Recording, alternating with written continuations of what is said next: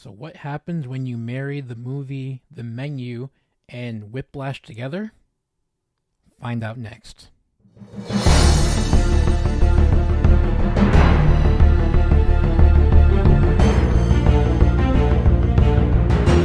How's it going, fellow cinephiles? This is Dominic from Film Overload, the channel where we talk about movies, pop culture, and everything in between.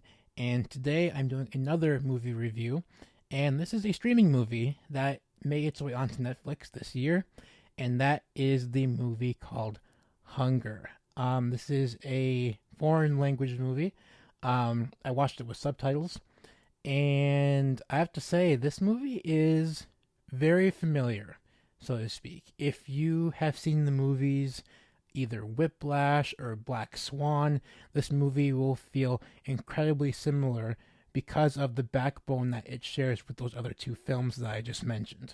The movie follows a young, ambitious chef who is looking to make her way in the world and gets an invitation to work at a very prestigious restaurant under this very, very strict chef. And you can kind of tell where it's going with it already, with the comparisons of Whiplash and Black Swan. She's trying to prove herself and what she can do, and there's this big obstacle in the way, and it is the chef. So you can kind of see the similarities already forming with these three movies.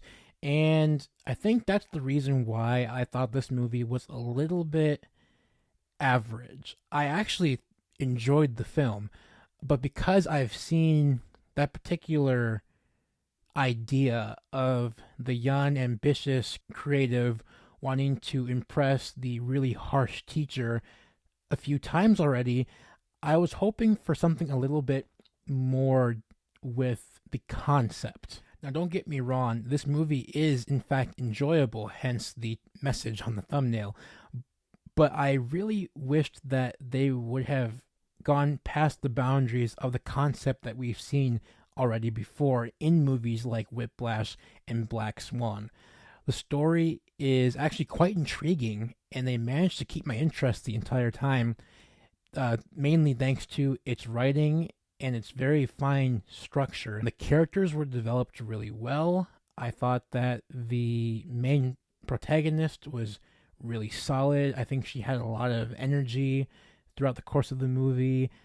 The actor who plays the antagonist, so to speak, and the head chef was also, I thought, really solid. He just kind of had like this icy kind of image, persona, so to speak, about him, and it really worked well with her, causing this beef between them, which really worked throughout the course of the movie. My other main gripe, however, with this film, besides the boundary pushing limits of the concept, I thought the movie at times was a little bit slow, and it just didn't really flow too well. It took its sweet time to kind of get going, which was kind of a bore to me. There is a few points throughout the movie where it just kind of slows down and you're kind of wanting it to speed up, but I totally understand the decision making behind the slow burn to try to explore all of the concepts and the character arcs throughout the course of the movie, but for me, the movie kind of moved a little bit too slowly for my personal taste.